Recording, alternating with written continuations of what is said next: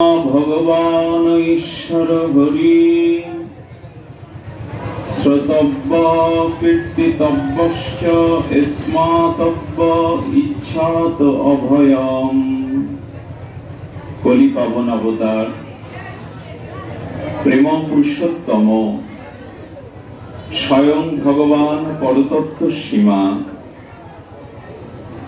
রাধা মাধব মিলিত তনু পরম করুণা বরুণালয় শ্রী শ্রী নদিয়া বিহারী গৌর হরি পতিত উদ্ধারণ দয়াল নিতাই চাঁদের অপর অনুকম্পায় ব্রজ নবযুবদন্দ রাধা মাধবের অহিত কি করুণায় শ্রী বিষ্ণু মাসিস্থ শুক্ল পক্ষীয় পতিত উদ্ধারণ রাধা কৃষ্ণ মিলিত তনু শ্রী গৌরাঙ্গের আবির্ভাবের প্রাককালে সর্ব সদ্গুণ পূর্ণাং ফাল্গুনী পূর্ণিমার শ্রীমান মহাপ্রভুর পূর্ণ আবির্ভাবের প্রাককালে খুলনা মহানগর স্থিত এই মাতৃ মন্দির শ্রী অঙ্গনে সপ্তাহ ব্যাপী সর্ববেদান্ত সার অমল পুরাণ শ্রীমদ্ ভাগবতী ও কথা সুধা যজ্ঞের যে পরম আয়োজন, এই পরম আয়োজনে মহেন্দ্রক্ষণে অমৃতক্ষণে আজ চতুর্থ দিবস অতিবাহিত হচ্ছেন। এই সপ্রকাশ ভাস্কর সর্ববেদান্ত সার অমল পুরাণ শ্রীমদ্ ভাগবত কথা সুধা যজ্ঞের চতুর্থ দিবসের শুভারম্ভে আসমাদীয় শ্রী শ্রী গুরুপাদ পদ্ম ওং নিত্য লীলা প্রবিষ্ট ওং শ্রী বিষ্ণুপাদ শ্রী শ্রী রাধাকুণ্ড মণ্ডলের সমগ্র ব্রজমণ্ডলের যিনি ভূতপূর্ব সর্বাধ্যক্ষ মহন্ত মহারাজ অনন্ত বিভূষিত শ্রী পণ্ডিত মধ্যাহ্ন গৌরীয় গগনের উজ্জ্বল নক্ষত্র রাগানুগা ভজনের যিনি ধ্রুব তারা, সেই অনন্ত বিভূষিত শ্রী রাধা চরণায়ক নিষ্ঠাত 108 শ্রীল অনন্ত দার বাবাজি গুরু মহারাজের চরণ বন্দনা পূর্বক আজকের সংকীর্তন আচার্য বৃন্দ, ভক্ত অনুরাগী বৃন্দ, মহত শ্রোত্রী মণ্ডলী, কল্যাণিয়া ভক্তিমতী মাতৃমণ্ডলী, পাঠের প্রারম্ভে সকলের চরণে সশ্রদ্ধ দণ্ডবাদ প্রণতি জ্ঞাপন করছি।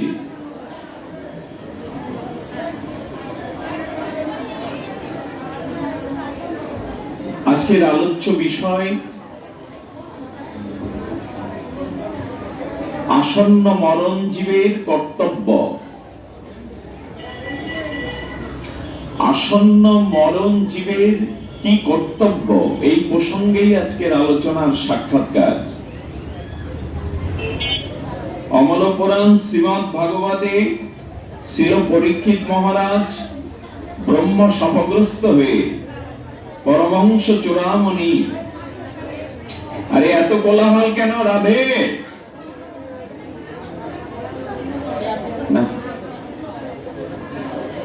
সর্ববেদান্ত সার অমল পুরাণে গঙ্গা তীরস্থ অভিশপ্ত পরীক্ষিত মহারাজের সম্মুখে উপস্থিত হয়েছিলেন যিনি তুরীয় তত্ত্ব পরমহংস শিরকুল মণি শ্রীল শুকদেব গোস্বামী।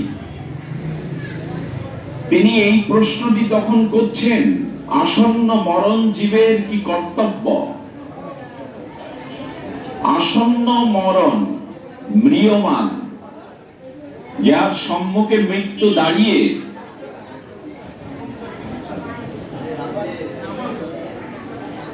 এই আসন্ন মরণ জীবের আমাদের কি কর্তব্য? এই প্রশ্নটি অত্যন্ত সমীচীন। কারণ ঋষির অভিশাপে পরীক্ষিত মহারাজ শুধু 7 দিনে মরবেন এই অভিসম্পদ গ্রহণ করেননি,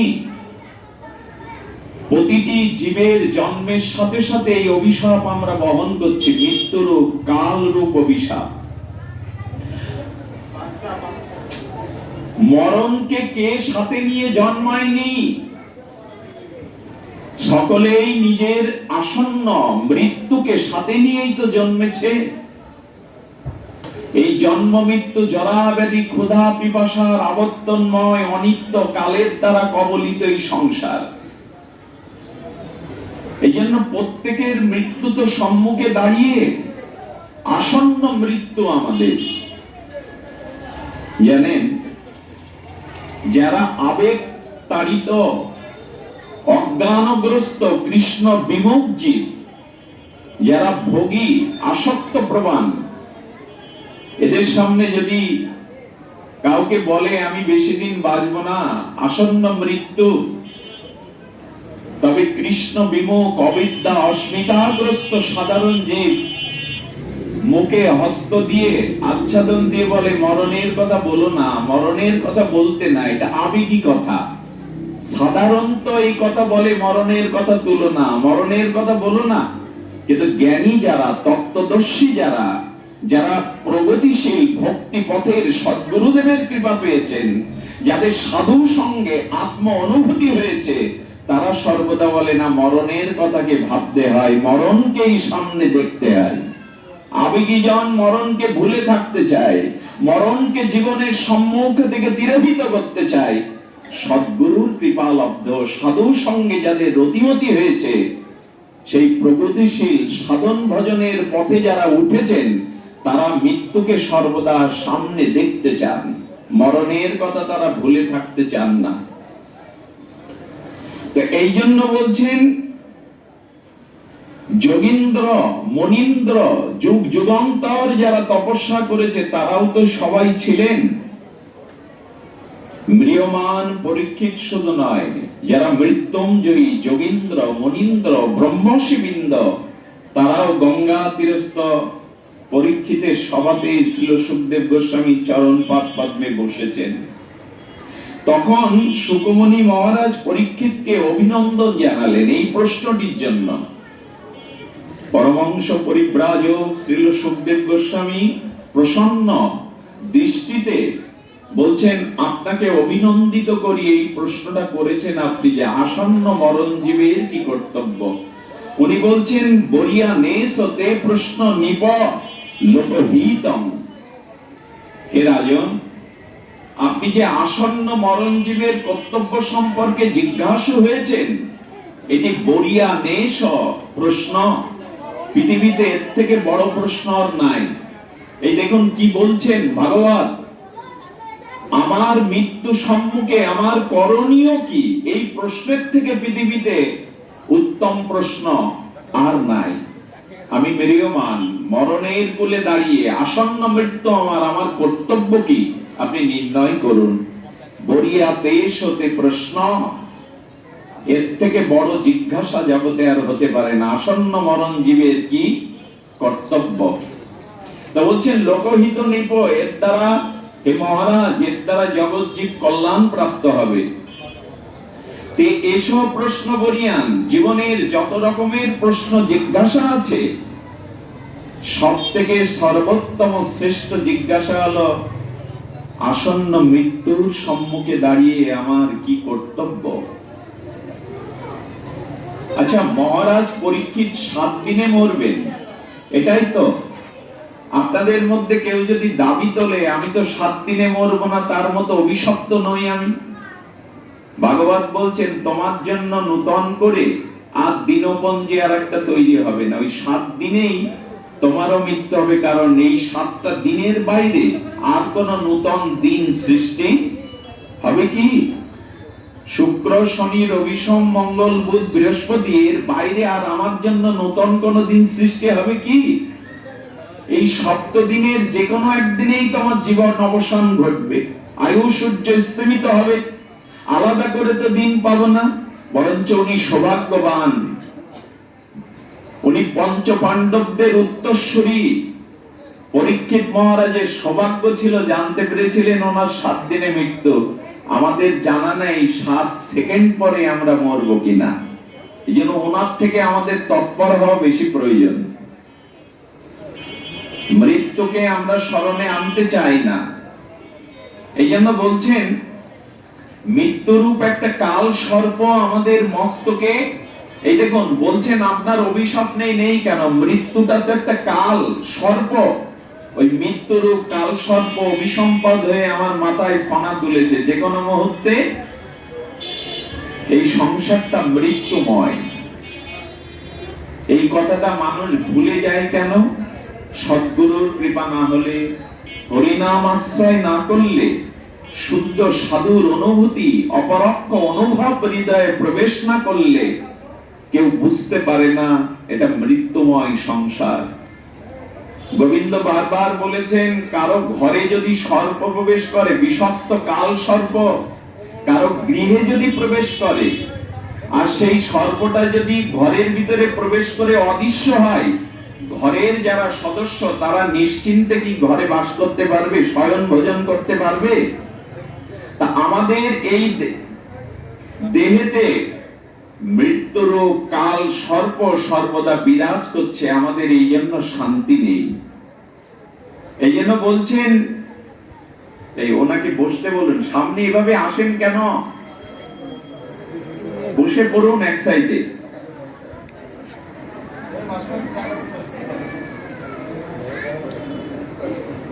আমাদের উচিত হলো এই ধ্রুব সত্যটা মেনে নেওয়া।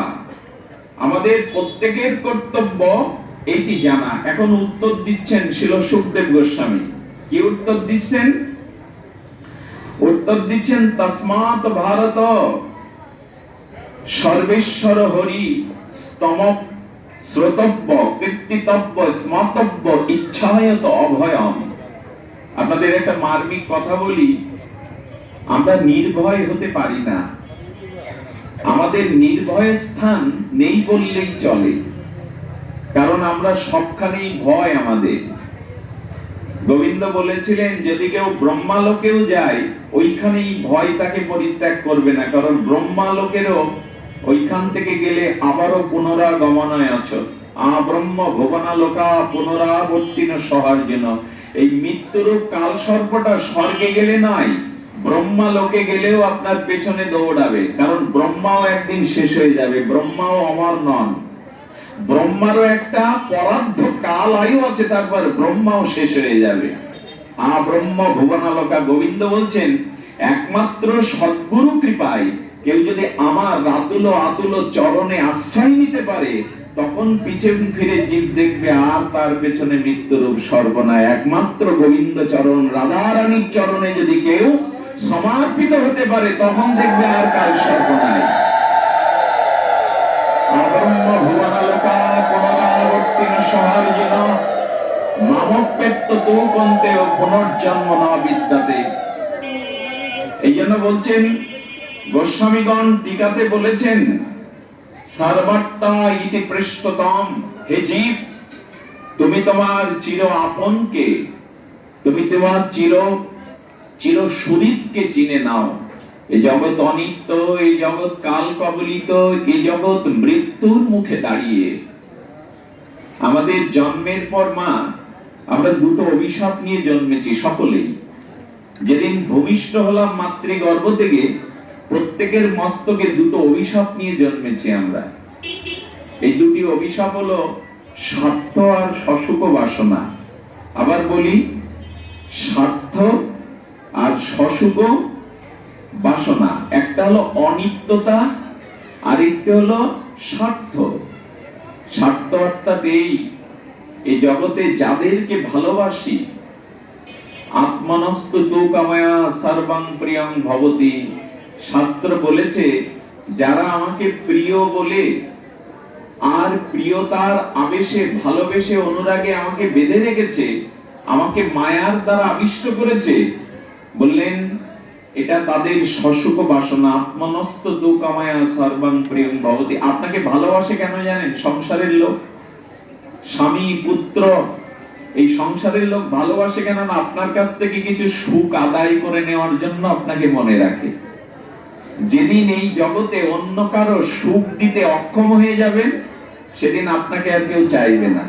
এই জগতের একটা অনিত্যতা হলো যেদিন আপনার থেকে কেউ আর সুখ আদায় করতে পারবে না, সেদিন আপনাকে আর কেউ রাখবেই না। এটাই জগতের অভিশাপ। যে বস্তু থেকে আমরা সুখ পাই, সুখ গ্রহণ করি, এই বস্তুকে ততদিন আদর করে সোহাগ ভরে কাছে রাখি।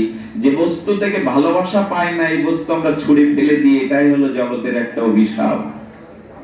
যতদিন সংসারকে, স্ত্রী পুত্রকে তাদের স্বার্থ, স্বার্থ শব্দের অর্থ হলো স্ব মানে নিজ, স্বার্থ অর্থাৎ অর্থ শব্দের অর্থে প্রয়োজন। স্বার্থ স্ব মানে নিজ, অর্থ মানে প্রয়োজন। এই সকল সংসারে আমার কাছে সবাই প্রয়োজনের জন্যই আমাকে ভালোবাসে। যেদিন আর ওদের প্রয়োজন মিটাতে পারবো না, সেদিন আর আমায় কেউ মনে রাখবে না। আর একটা অভিশাপ কি? একটা হলো স্বার্থ, আর একটা অভিশাপ হলো অনিত্যতা। এই জগতে কোনো কিছুই নিত্য নয়। এই জগতে কোনো কিছু নিত্য নয়। অনিত্য কাকে বলে বাবা? এগুলো একটু না বুঝলে, ভাগবত এই জন্য রহস্যময় শাস্ত্র, সর্বপনিষদ সার। হই হুল্লোড় করে ভাগবতে প্রবেশ করা যাবে না। যথাযথ সৌরীন্দ্র সিদ্ধান্ত রত্নের মধ্যে ভাগবতে প্রবেশ করতে হবে। ভাগবত বলছে তোমার জীবনে একটা অভিশাপ আছে স্বার্থ, আর একটা অভিশাপ হচ্ছে অনিত্য। অনিত্য কাকে বলে? যার স্থায়িত্ব নাই, যা চিরদিন থাকবে না, তাকে বলে। এই জগতে কি থাকবে চিরদিন? রূপ, যৌবন, সম্পদ, অর্থবিত্ত, কিছুই তো চিরদিন না। কথাটা আমরা সবাই জানি, কিন্তু আমাদের অনুভূতিতে আসেনি। এমনি মুখস্থ করে বলি জগৎ অনিত্য, কিন্তু কথাটার অনুভূতি আমাদের ভেতরে আসেনি। অনিত্য কাকে বলে? যা চিরস্থায়ী। এই জগতে কি চিরস্থায়ী? একমাত্র ভক্তি, ভগবান আর ভক্ত। এই ত্রয়ী বাদে আর জগতে পরিদৃশ্যমান বিশ্ব চরাচরে অনন্ত ব্রহ্মাণ্ডে যা কিছু সব অনিত্য। অনিত্যটা একটু বুঝতে হবে। আচ্ছা, মায়ের কোলে অমৃত দুগ্ধ পান করছে যে শিশুটি, সেই সহস্র সরল বদনে পীযূষ অমৃত মাতৃদুগ্ধ পান করছে শিশু। কালক্রমে, ক্রমোন্নতিতে, বিবর্তন বাদে শিশুটি যখন 12 বছরের কিশোর হলো, 11 বছরের কিশোর হলো, তখন মায়ের কোল আর মানাবে তো শিশুর মতো? মানাবে কি? যদিও মায়ের কোলে ওঠে, মায়ের স্তনে বিধাতা বা প্রকৃতির নিয়মে দুগ্ধ তত্ত্বটা কি থাকবে 12 বছর পর? এরই নাম অনিত্য। একদিন ছিল, আজ আর নেই। বোঝা গেল কি? যা ছিল আজ আর নেই, এরই নাম অনিত্য। থাকবে না তো। যৌবনটা তো 2 দিনে ফুরিয়ে যাবে। যে যৌবনের এত কদর, ভোগ বিলাসে মত্ত, এটাও তো রোগ ব্যাধি জরা এসে ফুরিয়ে যাবে। আসলে ভক্তির বিরোধী হলো এই অনিত্যতা। একমাত্র নাম নিত্য, প্রেম নিত্য, ভক্তি নিত্য, ভগবান নিত্য, ভক্ত নিত্য। অনিত্য এই সংসার, স্ত্রী পুত্র বিত্ত বৈভব, এই অনন্ত বিশ্ব ব্রহ্মাণ্ডের সবকিছু অনিত্য। অনিত্যটা কিরকম জানেন? এক 80 বছরের বৃদ্ধ সেই গৃহ কোণে বসে মনে করছেন, আমি শিশুকালে হাসতাম, সরল বদনে, সহস্র বদনে হেসে বাড়ির সবার মন ভালো করতাম। যে বাড়িতে শিশু আছে, যে বাড়িতে শিশু আছে, তার সরল বদনের উচ্ছ্বসিত হাসিতে বাড়ির মন ভালো করে দেয় না? এইখানে আসুন বাবা, এইখানে আসুন। সহস্র বদনে সরল শিশু যখন হাসে, শিশুর হাসিতে বাড়ির সকলের কিন্তু মন ভালো হয়, হয় কি না? বাবা, ওই শিশুটি যখন 80 বছরের বৃদ্ধ রূপ নিল, তো 80 বছরের বৃদ্ধ যদি মনে করে যে আমি আজকে একটু হেসে সকলের মন ভালো করব, ওই একই ব্যক্তি শিশুকালে হেসে সবার মন ভালো করত, 80 বছরের জরাজীর্ণ বৃদ্ধ হাসলে কি আর শিশুর মতো হাসি মানাবে?